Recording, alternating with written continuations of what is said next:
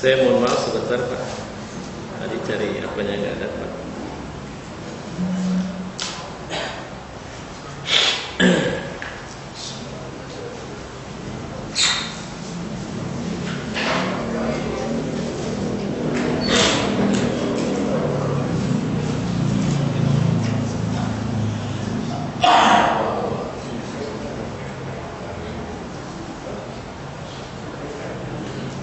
Ini Lampu Islam. Nanti kalau buka YouTube, ini banyak sekali materi bagus di situ. Jadi salah satu yang mau saya ambil tadi sebenarnya sudah saya download.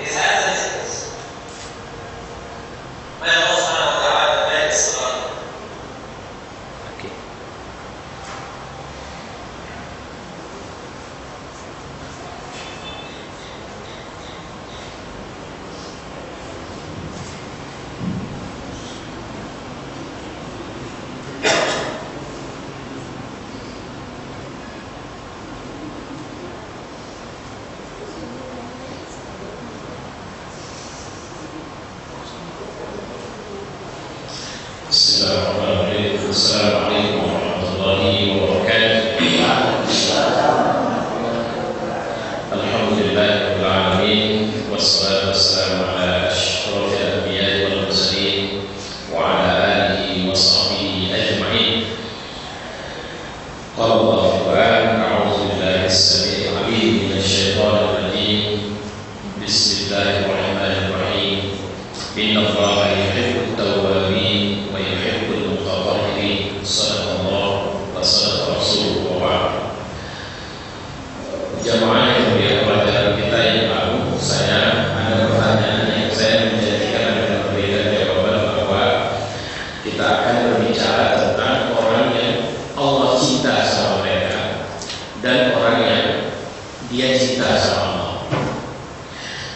kesempatan ini kita coba melihat tentang orang yang Allah cinta sama mereka.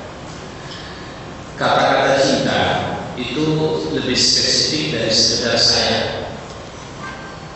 Karena kalau bicara sayang dalam makna atau istilah Arab sering kita sebut dengan sebutan rahmat, atau orang yang mendapat rahmat dari Allah Subhanahu wa taala, kasih sayang dari Allah.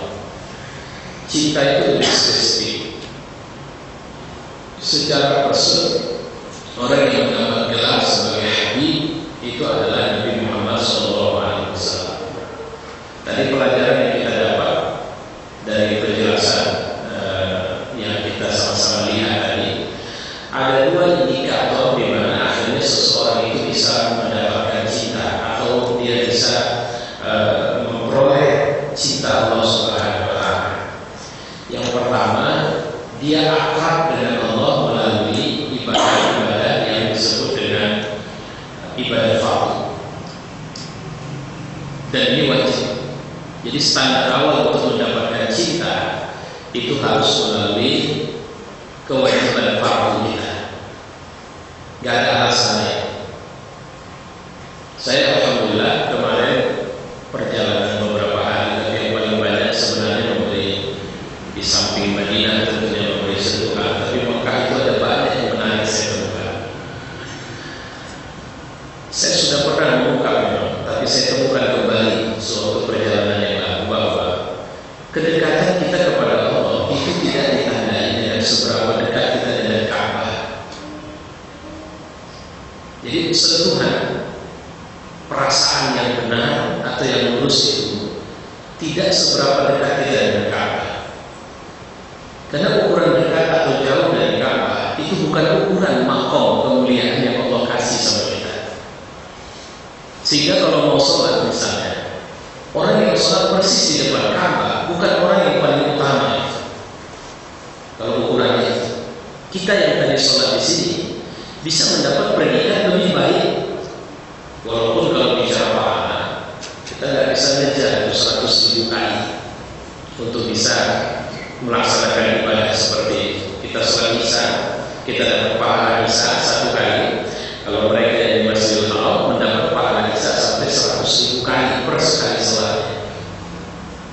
Tapi kalau bicara dari sisi kedekatan, sentuhan, maka bukan seberapa dekat. Ketika orang mendekat ke Ka'bah dengan kebodohannya, maka dia akan membuka sorbannya dan mengusap-usap di dinding Ka'bah. Cuma saya belum lihat orang Indonesia yang mengusap-usapkan batu akinya. Tapi kalau mengusapkan sorbannya, itu sesuatu yang sebenarnya tidak menunjukkan keakraban sebenarnya. Satu waktu saya sholat jauh dari Ka'bah posisinya, tapi dalam Masjidil Haram. Karena suasana Masjidil Haram perak total. Masjid yang tertinggal adalah masjid yang dibangun oleh Raja Fahd, selebihnya dihancurkan. Dan itu pun masjid yang tertinggal itu kita kalau dalam kondisi normal kita masih bisa lihat Ka'bah, itu dia tutup. Jadi dia tutup betul sehingga kita tidak bisa. Saya menemukan seorang anak muda yang pada waktu melaksanakan sholat sunnah dia berulang-ulang dan setiap saat dia sujud dia mengguguk menangis. Itu menandakan bahwa sebenarnya bukan harus melihat atau dekat kepada Ka'bah seorang bisa merasakan sentuhan itu, ya. Tapi memang untuk bisa mendapatkan sentuhan itu, nah kalau tadi yang pertama dibilang dengan amal-amal fardu yang memang tidak putus, dan kelas kita itu amal fardunya tidak boleh kelas yang biasa. Kita sudah kelas orang yang mencintai gitu. Sehingga kalau kita memberikan infak, kita tidak mengeluarkan dari yang kita tidak suka, tapi kita mengeluarkan dari apa yang kita paling suka. Kita memberi apa yang terbaik, bukan apa yang tersisa. Bukan kita habiskan dulu untuk kesenangan kita dan sisanya kita kasihkan sama orang, tidak begitu. Ya, kemudian dalam melaksanakan ibadah sholat kita memang menyempurnakan berdirinya, menyempurnakan rukuknya, menyempurnakan sujudnya, menyempurnakan bacaannya. Nah, ini kelas pertamanya. Baru kemudian mencoba mendekati Allah dengan nawafil. Nawafil ini tambahan. Nah, ini baru disinilah maqam cinta itu akan mulai terrealisasi, dan Allah pun kalau sudah seperti ini seorang hamba, dia akan mendekat lebih baik lagi kepada orang itu. Jadi nggak ada cerita. Jadi jangan pernah khawatirlah, Allah akan lebih dari yang kalian kasih. Kira-kira begitu. Kelemahan kita, nafsu kita menahan untuk kemudian memberikan apa yang sebenarnya sama kita pun tidak sedang bermanfaat. Harta misalnya, kita lebih suka menyimpannya. Padahal kalau kita serahkan, masih ada yang sama kita. Dan kalau kita tahan, tidak memberi manfaat sama kita.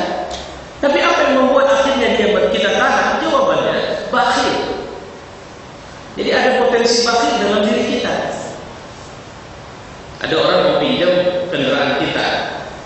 Kalau kita kasih, nggak ada yang kurang. Tapi tidak kita kasih, kendaraan itu tetap parkir di garasi misalnya. Itu yang saya maksud. Apa yang menahan? Banyak catatan-catatan, tapi lebih dasar muara yang muncul dari bakhil kadang-kadang. Ya, baik. Ini pelan-pelan kita pelajari ini. Dan ini semuanya pedomannya dari Al-Quran. Siapa orang yang Allah mencintainya? Pertama, orang yang Allah mencintainya adalah At-Tawwabi. Ini aneh. Kalau di Indonesia orang kalau sudah kena kasus KPK, selesai, mati karir, karakter juga habis. Tapi uniknya Allah, ketika orang terkena kasus di hadapan Allah dan dia ngaku, terus dia minta maaf, Allah cinta sama orang ini. Coba carikan budaya masyarakat yang seperti itu, yang orang bersalah itu diterima dengan cinta setelah dia mengakui kesalahannya dan dia menerima hukumannya. Allah tidak dihukumnya pun dia sudah cerita, asal orang itu minta ampun sama dia. Jadi ini unik. Ini seharusnya menempatkan kita untuk tidak pernah punya sifat khawatir atau buruk sangka kepada Allah, karena ngaku sajalah sama Allah. Ambil waktu menyudut, ya Tuhan, aku mohon ampun karena aku belum bisa untuk bisa mencegah penghasilanku dari penghasilan yang haram. Ya Tuhan, aku masih pernah menipu, aku masih pernah berzina, aku masih pernah. Ya Tuhan, aku tak sanggup untuk, jangan salah. Pokoknya ada pengakuan.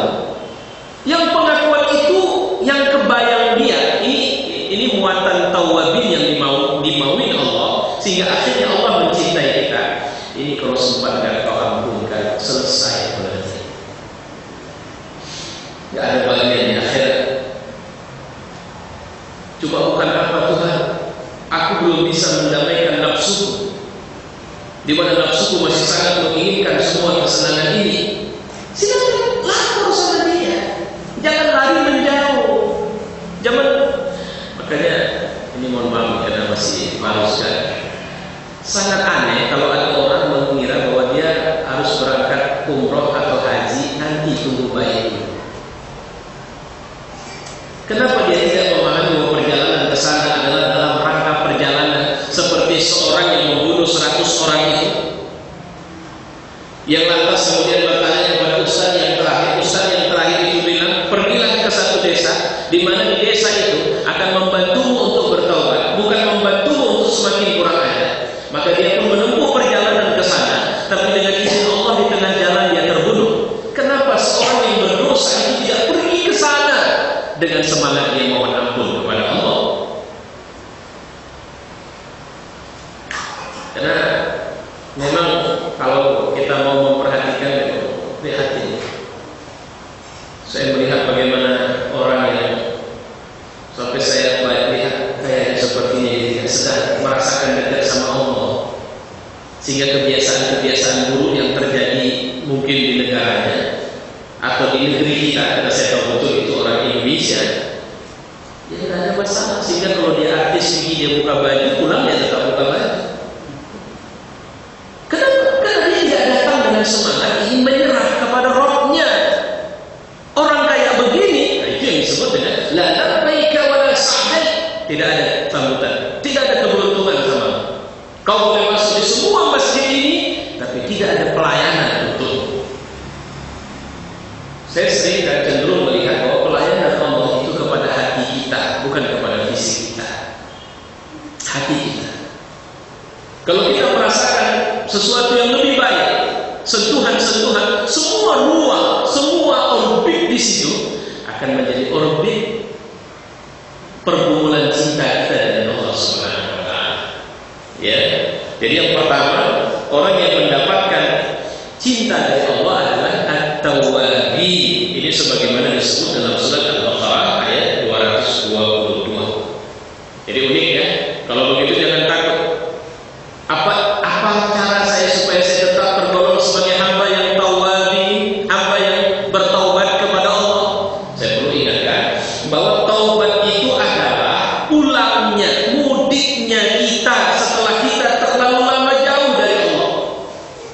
Taubat itu artinya adalah upaya yang kita lakukan untuk tetap istiqomah berada di jalan Allah.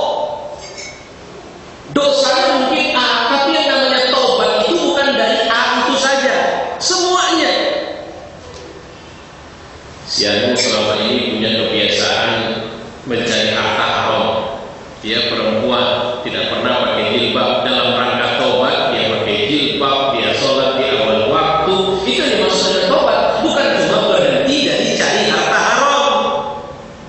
Ada banyak orang yang berhenti dari satu dosa, tapi tetap melanggengkan dosa yang lain. Ini bukan orang yang taubat. Orang yang kayak begini ini Allah tidak mencintainya. Ya, nah ini yang menjadi catatan kita. Oke, yang kedua, mutatahhirin. Kalau secara zahir mutatahhirin ini maknanya bersih, tampil rapi lah. Ya. Tapi sebenarnya mutatahhirin ini artinya orang yang menjauhkan dirinya dari hal-hal yang bersifat najasa ini najis. Apa-apa yang membuat Allah tidak suka sama dia. Tentu hari ini Nabi Sallallahu Alaihi Wasallam diantarin makanan. Jadi kemudian diterima Nabi, namanya juga hadiah. Tapi begitu nyampe, Nabi tidak mau makan sampai dia bilang, ya Rasul, kenapa? Apa makanan yang kau kasih halal? Tidak. Jadi kenapa kau tidak mau makan? Apa jawabannya? Aku kan sering ketemu malaikat. Jibril juga sering jumpai aku.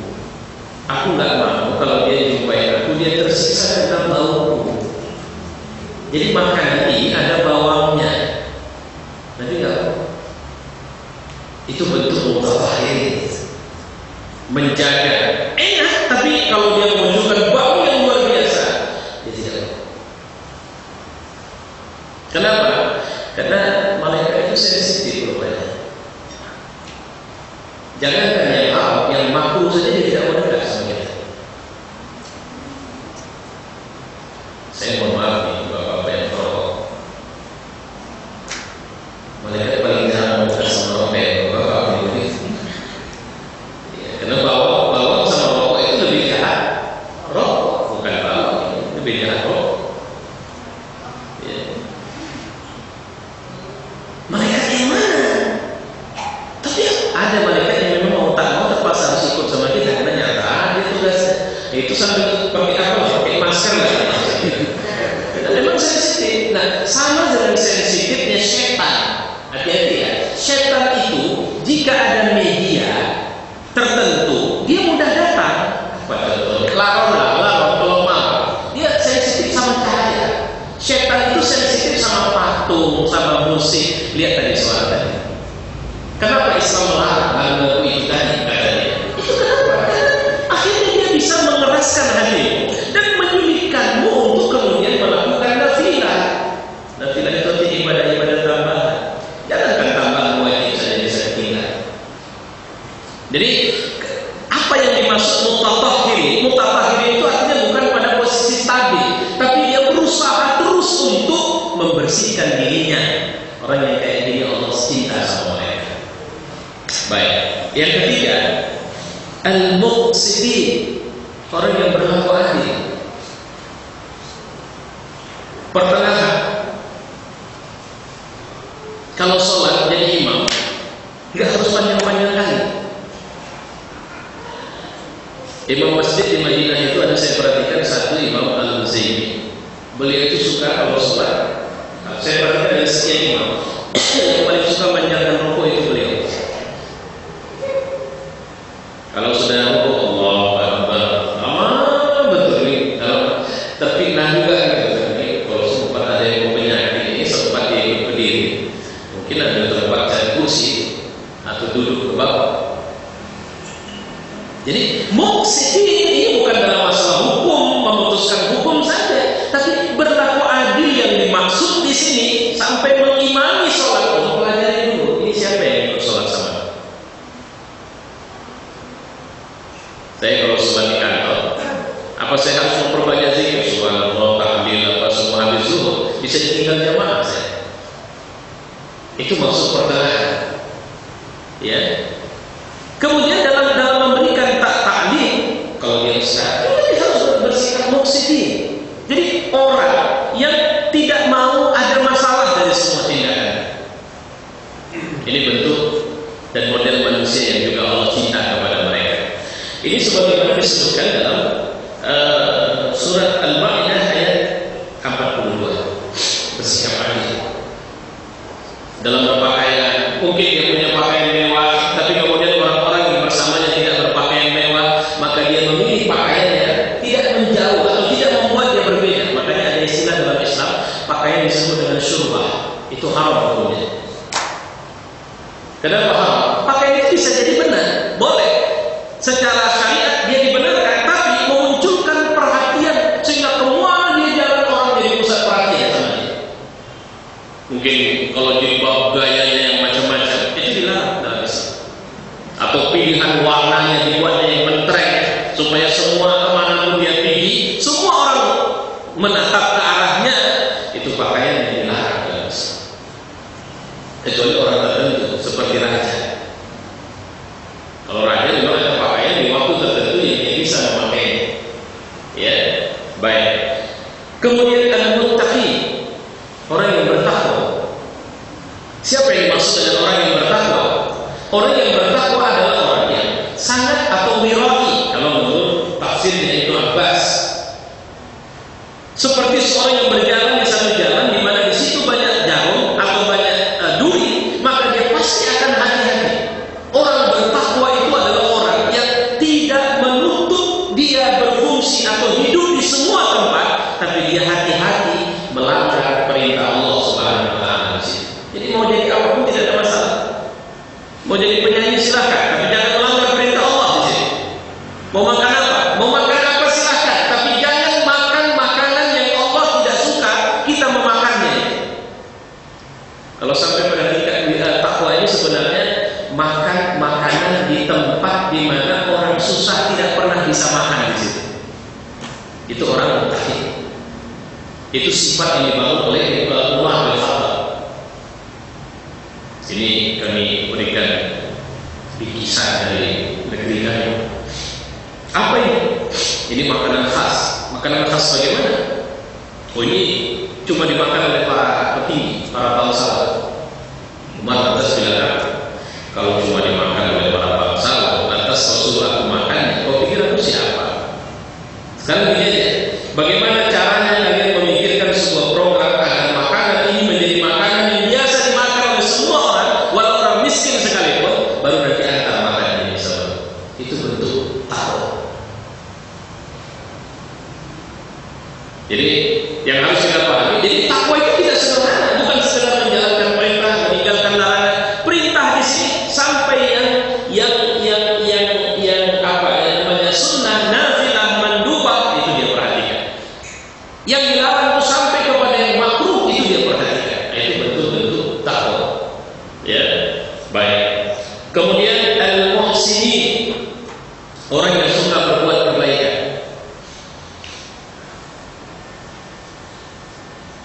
Allah itu suka dengan orang yang muhsinin. Innallaha yuhibbul muhsinin.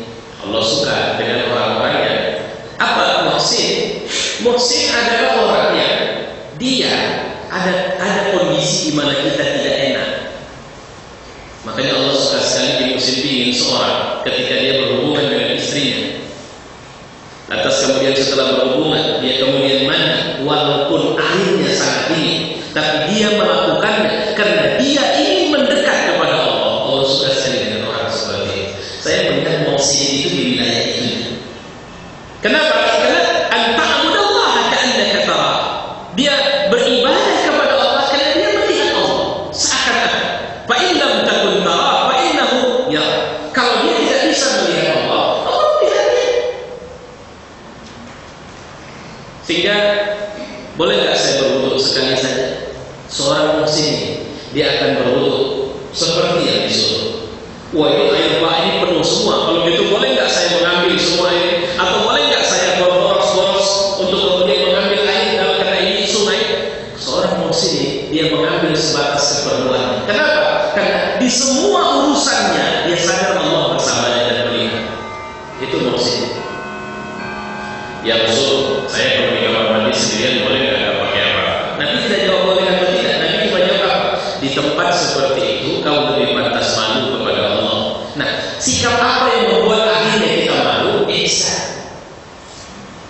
Jadi dimaksud dengan muhsin ini bukan melakukan kebaikan berinfak ini itu bukan. Tapi seorang yang dalam semua situasi dia tidak pernah kehilangan kemampuan untuk melakukan kebaikan karena dia tahu Allah terus mengawasi. Itu seorang muhsin. Bisa aja nggak ada orang saya minum di saat saya puasa, tapi kemudian saya tidak minum. Kenapa? Karena Allah memperhatikan saya. Ya, baik. Kemudian yang keenam, al-mutawakkilin, orang yang bertawakal. Fa idza azamta fatawakkal 'ala Allah. Ya, itu dalam surah Al-Imran ayat 159, di mana Allah yuhibbul mutawakkilin. Nah, masalahnya tawakal itu apa? Sering saya mengatakan, tawakal itu adalah akhlak yang harus kita bangun terus-menerus. Di saat kita sudah tidak berdaya melakukan apapun, kita tahu Allah akan menjalankan pekerjaannya di sini. Apa saja? Saya sakitnya dokter belum tahu. Sudah kemana berobat Pak? Saya sudah kesana kemana? Apa kata dokter? Semuanya masih berbeda. Kalau gitu pilihlah Pak, ada orang tua di sana, nggak dia apa-apain ya Pak, cuma ditengoknya saja, udah tahu dia sakit kita apa. Saya akan bilang apa? Allah larang saya. Ya tapi Pak nanti kan bisa sakit terus. Sakit juga kebaikan dari Allah. Tapi Pak, ya, kalaupun akhirnya sakit itu berakhir dengan kematian, saya matinya kepada Allah, pulangnya sama Allah. Jadi seorang yang tawakal itu seperti Nabi Allah Musa ketika mentok di tepi Laut Merah, dia tidak kehilangan kepercayaan kepada Allah. Logika udah tak mungkin lagi. Fir'aun udah kelihatan di belakang. Tapi tawakal itu akhirnya membuahkan jalan keluar. Jadi yang hilang dari kita kan ini. Apa yang membuat kita sekarang? Tadi saya baca tulisan cukup menarik. Orang tua kita dulu, dia tawakalnya tidak putus sama Allah. Penghasilannya tidak banyak-banyak, kerjanya juga tidak seharian pagi subuh nanti tengah malam baru pulang. Tapi dia masih punya tanah, punya rumah, punya kebun, dan anaknya juga banyak. Orang tua sekarang dia bisa keluar dari setelah subuh sampai kemudian nanti malam baru pulang. Sementara rumah tidak punya, rumah yang ada juga sempit, anak juga tidak banyak. Tapi selalu diliputi oleh kesusahan terus-terus. Jawabannya kenapa itu semua bisa terjadi? Kita kehilangan tawakal. Kita sudah mengira bahwa semua urusan anak itu ada pada hak penghasilan yang memenuhi dompet kita itu. Sehingga setiap kita mau melakukan satu tindakan terhadap kebenaran, kita selalu mengukur berapa modal yang saya punya. Kita tidak pernah ukur apa perintah Allah terhadap kebenaran yang harus saya lakukan. Itu yang menjadi catatan kita. Ya. Karena kalau kita seperti itu, kita pasti akan didera terus masalah demi masalah. Dan Allah tidak suka dengan orang yang seperti itu. Orang suka yang kita itu percaya sama dia. Allah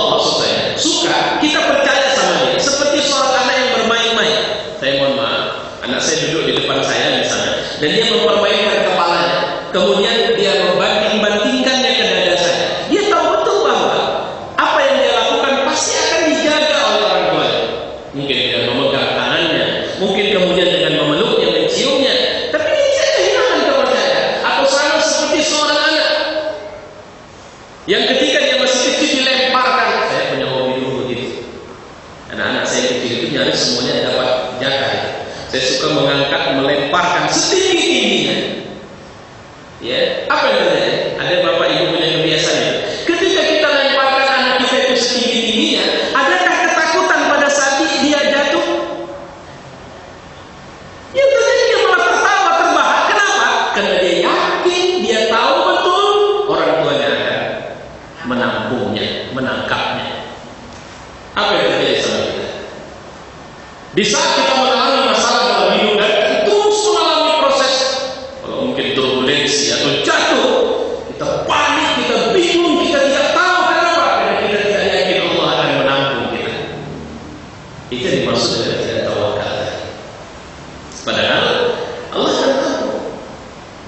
Masalahnya kita tidak percaya Dia mau tampung kita. Tidak, sakitku makin menjadi, utangku makin banyak, masalahku makin menumpuk. Apa bukti Allah sayang sama aku? Semua orang menjauh dariku. Nah itu bentuk.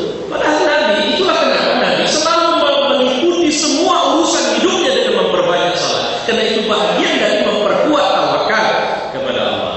Baik. Kemudian as-sabiri. Siapa orang yang Allah cinta sama mereka? Orang yang sabar. Sabar itu apa? Sabar itu fokusnya kita kepada tujuan yang sudah kita tetapkan dalam hidup dan tidak terganggu dengan apa yang kita temukan dalam perjalanan. Itu yang dimaksud dengan sabar.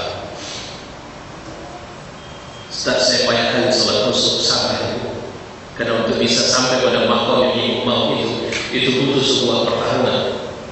Berapa banyak orang ketika dia melihat gunung yang indah, dia ingin daki gunung itu sampai ke puncaknya untuk berangkat ke sana. Belum jalan, dia sudah harus membuat indah. Apa bekalnya? Bisa minuman, bisa makanan, bisa obat, bisa senter, bisa semuanya dia harus siapkan. Tapi dengan persiapan yang begitu banyak, siapa yang bisa menjamin seorang pendaki sampai ke puncak? Ternyata berapa banyak orang yang dibebani oleh bekalnya. Apa yang dimaksud bekalnya? Padahal aku sudah sholat, padahal aku sudah puasa, padahal aku sudah berdoa, tapi ternyata Tuhan tidak kasih. Nah ini dia dibebani oleh bekalnya. Dia kira dengan sholatnya, dengan puasanya, dengan segalanya, maka Allah akan mengirim cinta sama dia. Padahal yang dibutuhkan dari sebuah perjalanan pendakian adalah kesabaran. Semua pendaki tahu, ketika mereka mencoba mendaki gunung, pendakian tidak selamanya menanjak. Terkadang dia harus turun ke bawah, terus ke bawah, terus ke bawah. Setelah sampai di bawah, dia berjalan ke arah menjauhi gunung itu lagi, baru berbalik lagi, baru naik lagi. Itulah pendakian. Maka dalam proses pendakian menuju puncak, ada orang yang dia harus berlama-lama turun lagi ke bawah dan membutuhkan kesabaran. Itu yang harus kita perhatikan. Seorang ibu yang hamil, ketika kemudian kemarin saya pergi sama dokter kandungan, dia bilang begini, ketika suaminya bilang, dok, yang penting pokoknya berapa lama ini operasi berlangsung, kalau palinglah 1 jam. Saya selalu menjawab kalau seperti itu, Ustaz, jawaban yang saya lakukan sering malah lebih dari 1 jam, bisa sampai 4 jam saya melakukan proses bedah. Kena dibuka sini berdarah, buka sini berdarah, sampai saya bingung, di mana kesalahan saya? Rupanya keyakinan mengira bahwa dia bisa buat itu atas namanya sendiri. Jadi kesabaran itu artinya jangan pernah buang Tuhan dalam urusan hidup kita. Jangan. Karena jangan lupa, kemarin saya dikirimi satu foto yang cukup mengagumkan, anak-anak yang makan di atas daun hanya nasi saja, tapi mereka bisa hidup. Karena cuma sekedar hidup tidak sulit. Allah tidak jaga manusia, binatang juga bisa hidup. Tapi kalau untuk menjadi manusia luar biasa dan Allah mencintainya, itu membutuhkan kesabaran. Apa yang kita lawan kalau kita mau bangun malam? Ngantuk. Musuh pertama yang kita lawan ketika kita mau bangun malam itu ngantuk. Apa yang kita lawan kalau kita mau mendisiplinkan setiap hari membaca Al-Quran? Ya malas. Kita bilang kita tidak punya waktu. Allah paling ngerti kok waktu kita. Sesibuk apapun dalam perang pun dia suruh kita sholat. Kenapa? Karena dia tahu kita punya cukup waktu. Cuma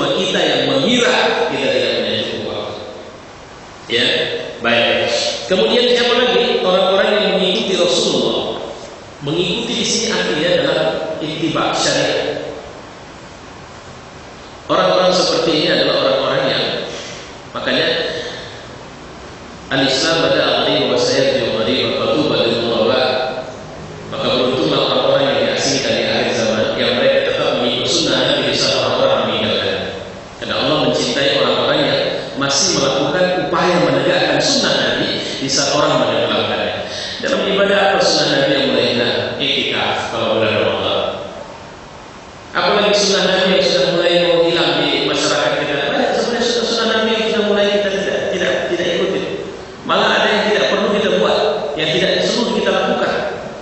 Gitu. Makanya Allah hanya mencintai orang yang mengikut Nabi-Nya. Kenapa?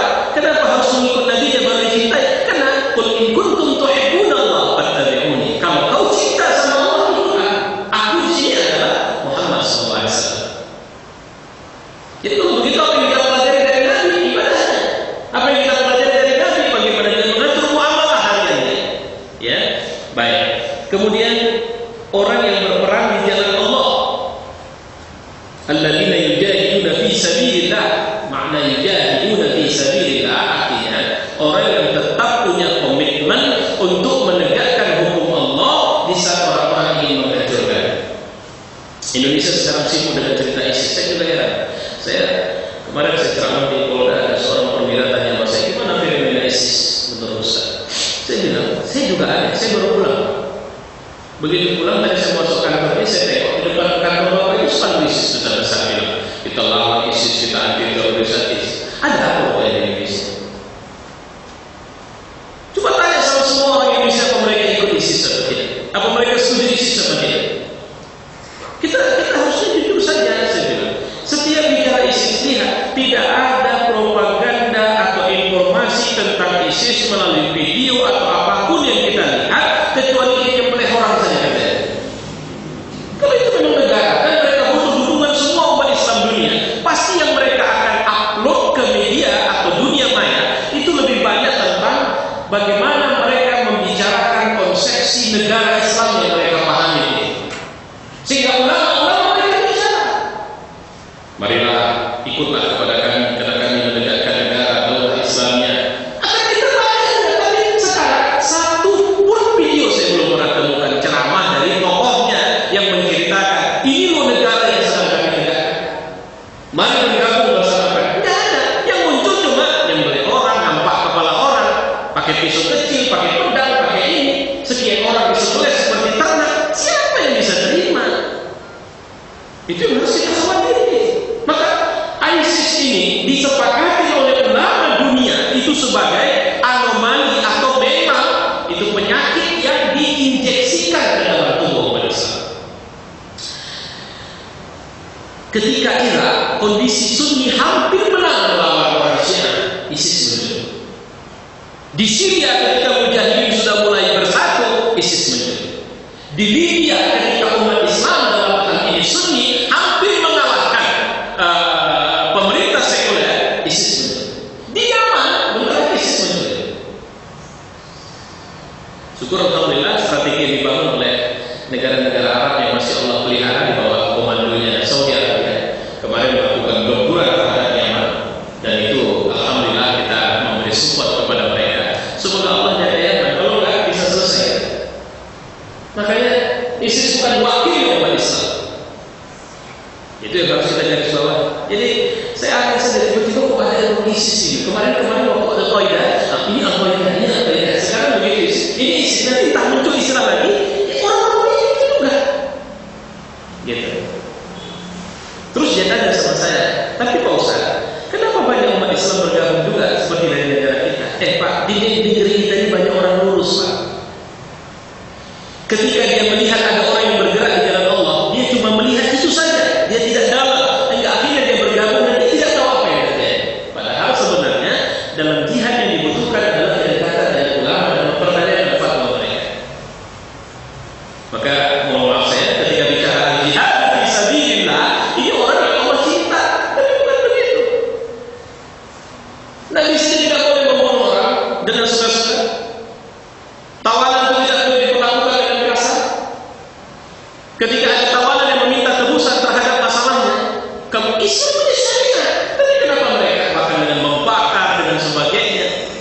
Itu Ustaz, apakah bukankah dalam Islam juga dibenarkan untuk membunuh tawanan? Iya, memang dibenarkan. Cuma ini yang muncul kok cerita teori seperti ini, sangat dramatik sekali. Saya aku yakin Indonesia tidak punya masalah dengan ISIS. Artinya tidak banyak. Saya aku yakin. Jadi kalau gitu kenapa ini ikut? Dan biasa. Negeri kita memang kayak begini. Kalau dia susah, saya ada masalah, munculkan masalah baru. Ya. Jadi bukan menyelesaikan masalah, tapi menyelesaikan masalah dengan membuat masalah baru. Sehingga orang lupa dengan masalah yang lalu. Baik. Kemudian orang yang tidak suka membuatkan kata keji, berpikir mandiri, suka sabar dan rajin melakukan salat malam. Ini juga bahagian dari orang yang Allah cinta. Jadi ciri penghuni surga itu. Makanya kalau masih terasa sama kita itu agak lain, maka banyak istighfar dan doa. Penghuni surga itu ngomongnya tidak kasar, tidak nyakitin orang.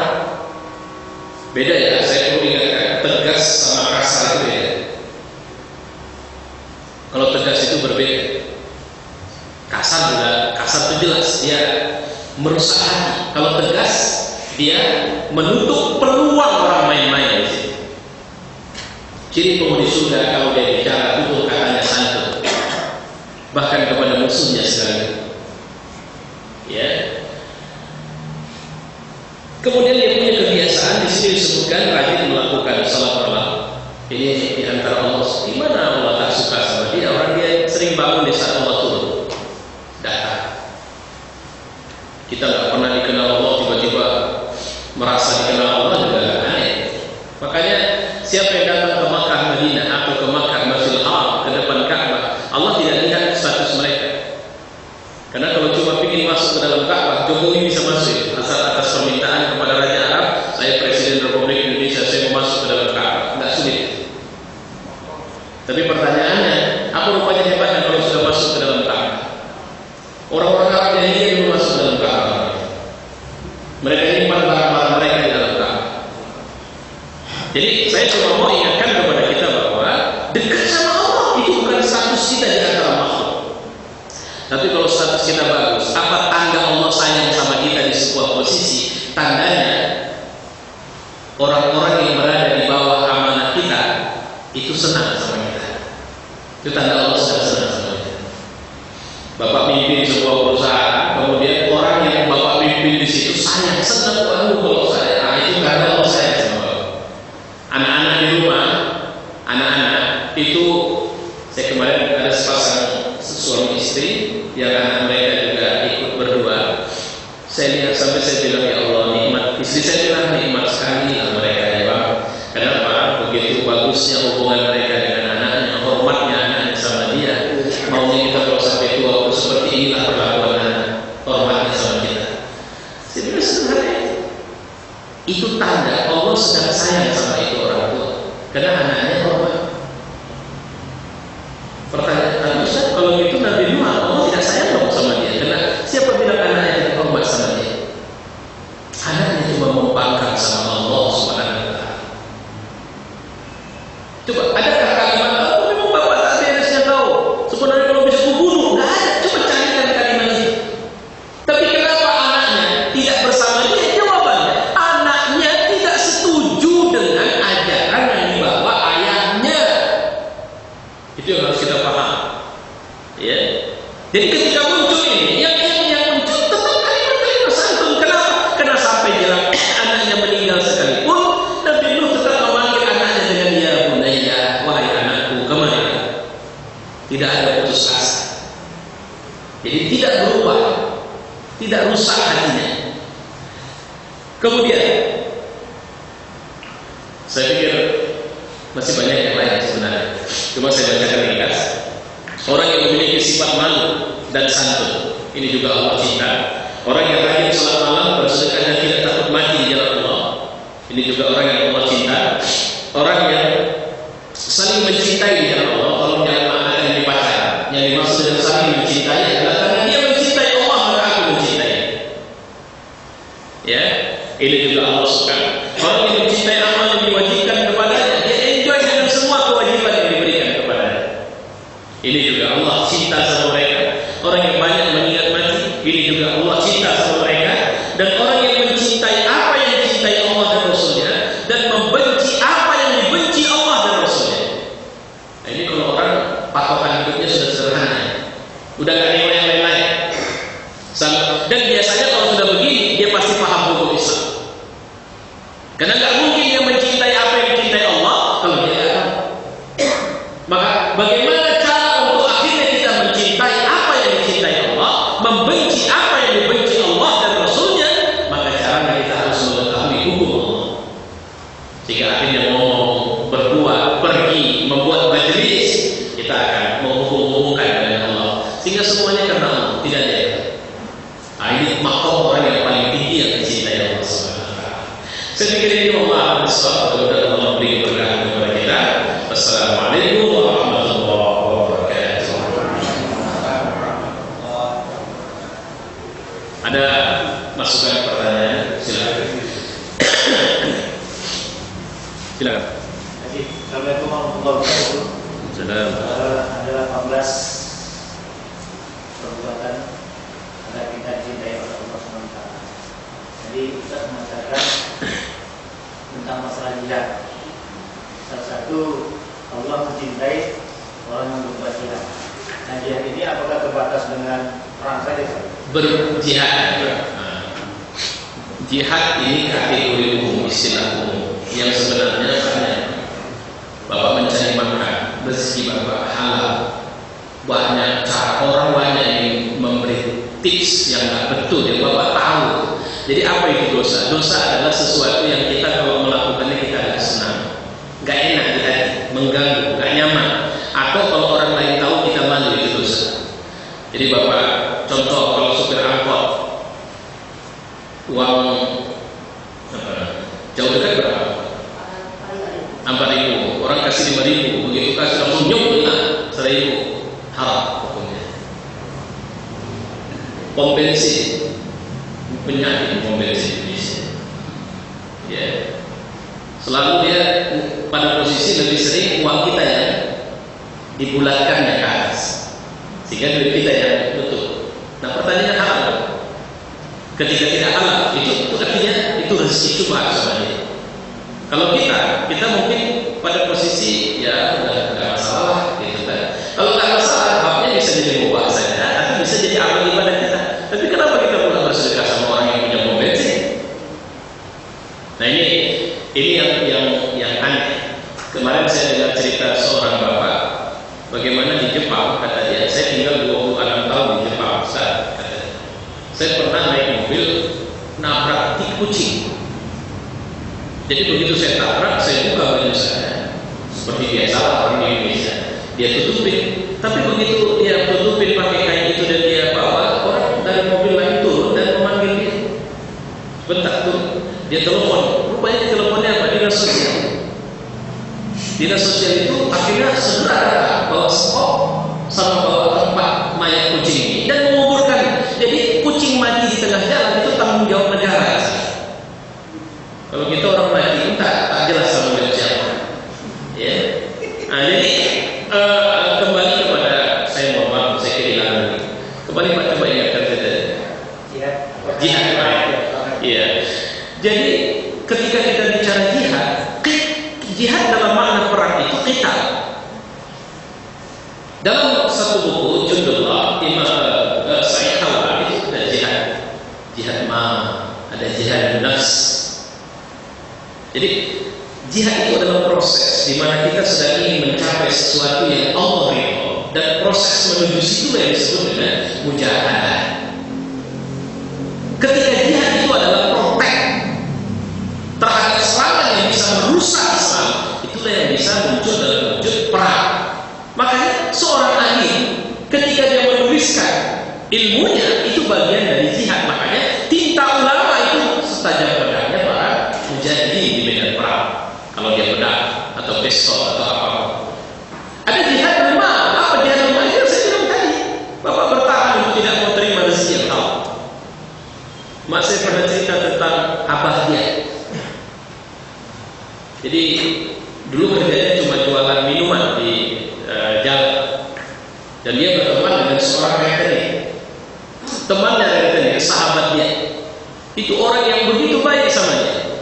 Satu hari karena baiknya diantar duit, udahlah ini untuk nambah usaha.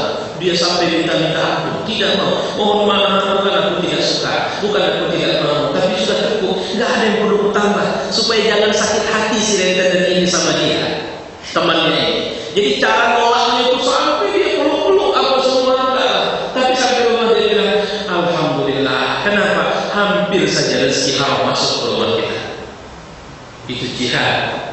Makanya seorang laki-laki yang keluar dari rumahnya mencari nafkah untuk keluarganya dan terkena satu masalah sehingga terbunuhlah dia atau meninggallah dia, maka dia syahid fisabilillah. Itu yang harus kita garis bawahi. Ya, apalagi dia beras saja. Bapak mau berhenti merokok itu jihad. Berhenti narkotika, anak yang sudah terkena pengaruh narkotika itu jihad. Sampai demam badannya, misalnya.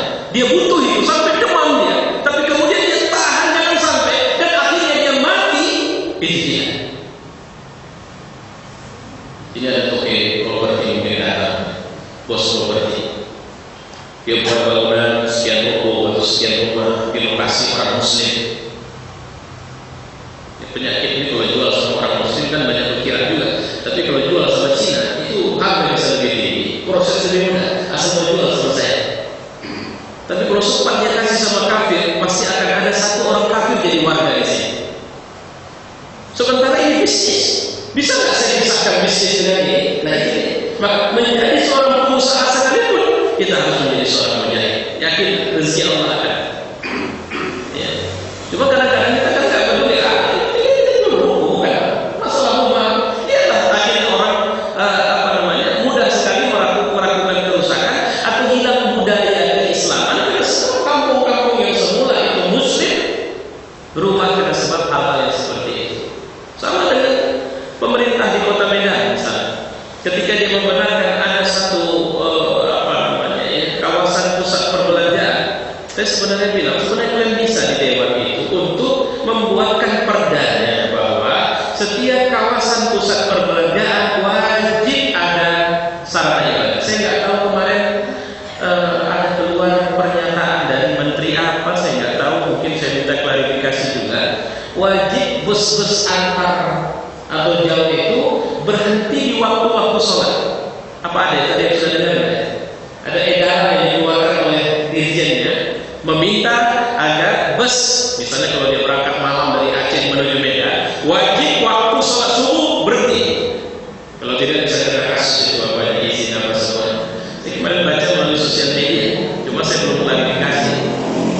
Nah itu jihad. Jadi jihad itu banyak sekali. Jihad itu ketika bapak mengajari anak untuk kemudian melakukan kebajikan dalam bentuk sholat dan sebagainya, itu jihad. Jihad itu adalah upaya untuk terus-menerus akhirnya kita mengalami peningkatan di jalan Allah. Dan status syahidnya sama. Cuma perlakuan orang yang mati syahid dalam perang berbeda dengan perlakuan orang yang mati syahid karena dia kerja. Saya pikir itu pertama. Baik. Ya, silakan. Masalah orang-orang yang mencintai Allah, poin nomor 8, yaitu mengikuti Rasulullah dalam arti kata ittiba syariah. Pada zaman itu bahkan sampai sekarang itu masih tetap menjamu ar-rosi wal mutasifina. Katakanlah kalau anak kita tamat SMA misalnya mau masuk polisi atau apa gitu, kalau nggak bayar sekian udah jelas nggak diterima. Itu bukan saya yang ngomong, Ustaz, orang yang kerja yang memang bersangkutan ya. Nah, katanya sekian. Jadi saya bilang itu kan Rasulullah mutasifina, itu kan Nabi, katanya kita kan nggak Nabi, katanya. Jadi saya teringat yang saya bilang tadi ada hadis al-Islamu gharibun, kan kita dianggap aneh saja. Zaman sekarang karena bisa nggak nyogok. Jadi gimana nih Ustaz solusinya? Solusinya kita ubah negara.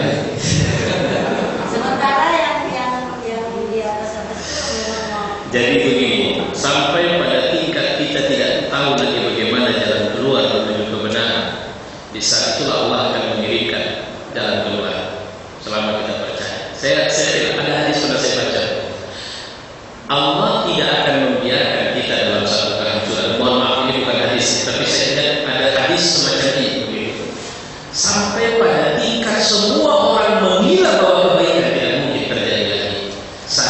Allah akan mengirimkan mujadidnya untuk melakukan perubahan menuju kebaikan. Sekarang ini kan kita sudah sepertinya sudah tak bisa melihat atau mengira bahwa tak mungkin kalau ini bukan begini zamannya apa?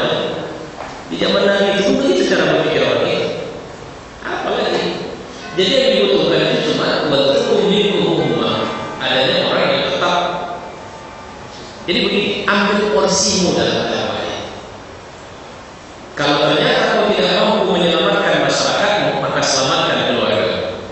Kalau kau tidak mampu menyelamatkan keluargamu, maka selamatkan dirimu dari api Allah Subhanahu wa taala. Jadi pada kategori besarnya selamatkan negerimu. Kalau kau belum berdaya untuk menyelamatkan negerimu, maka saya mungkin bapak-bapak ada yang sudah ikut di sosial media WhatsApp yang saya bangun, namanya Rumah Dakwah Indonesia.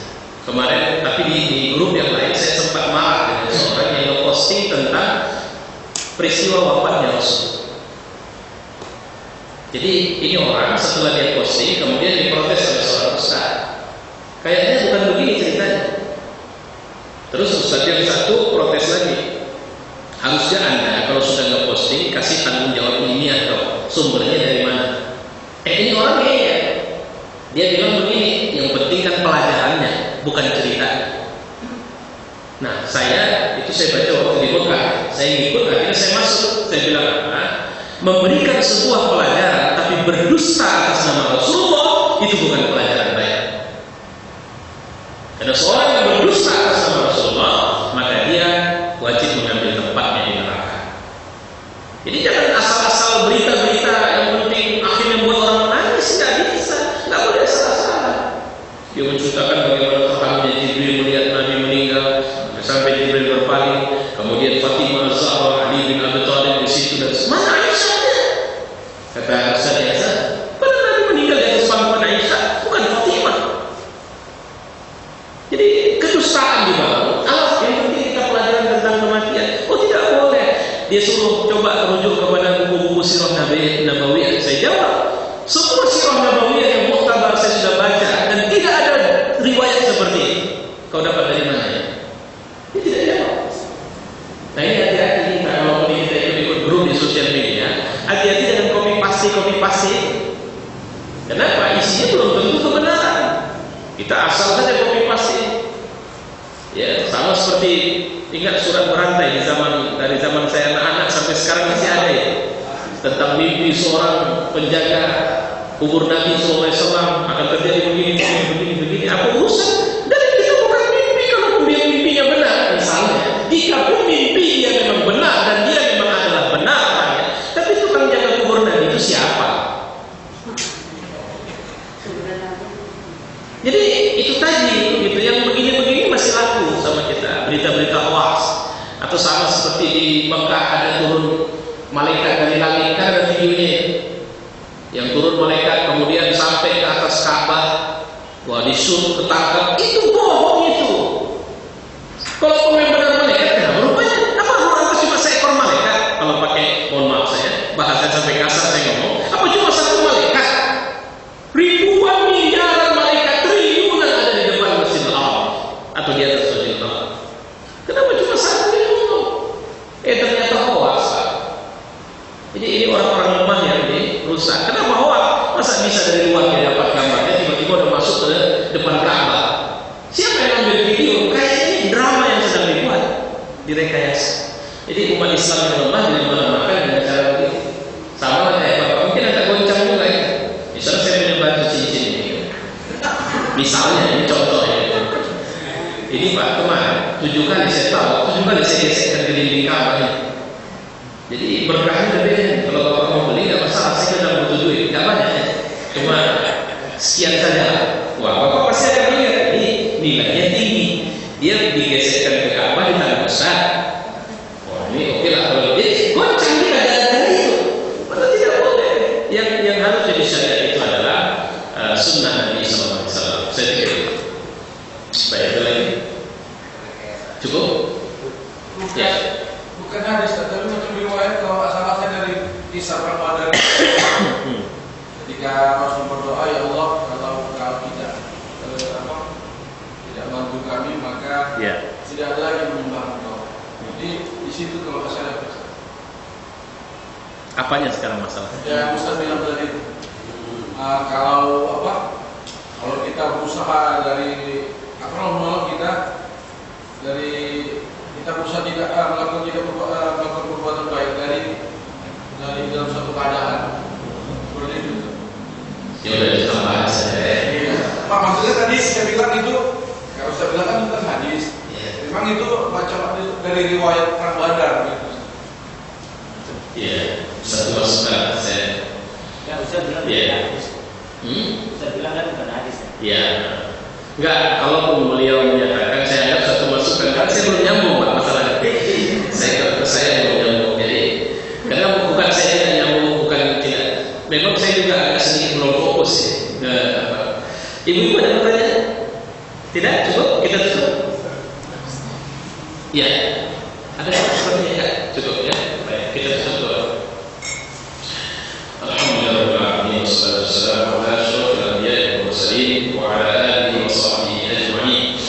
Allahumma ij'al hadha jam'ana fi hadha al-majlis jam'an marhuman wa tafarraqna min ba'dihi tafarruqan ma'suman.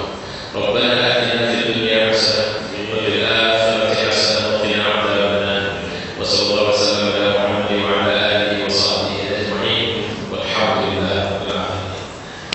Sekedar khobar kemarin Pak Ari sebelum saya berangkat beliau telepon bahwa insya Allah setiap 2 pekan kelima ya, setiap pekan kelima kita akan ngaji tafsir dengan Ustaz Azan yang kemarin mengisi sama kita dari Jakarta.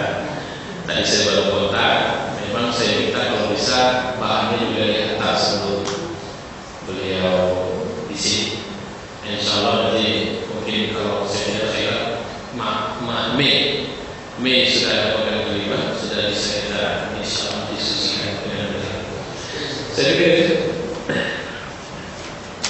demikian lagi kemudian yang membahas masalah tanda-tanda berdunia kita Allah yang telah disampaikan oleh Ustaz Al-Fatihah. Mudah-mudahan bersama kita pada apa yang disampaikan Ustaz tadi beberapa poin yang aman dari Allah dan pada Ustaz Al-Fatihah terima kasih. Pengajian kita telah mengucapkan alhamdulillahirabbil alamin. Assalamualaikum warahmatullahi wabarakatuh.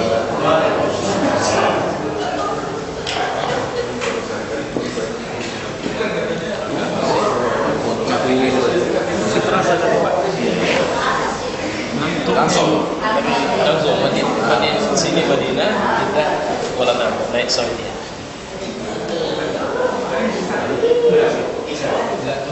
Oh,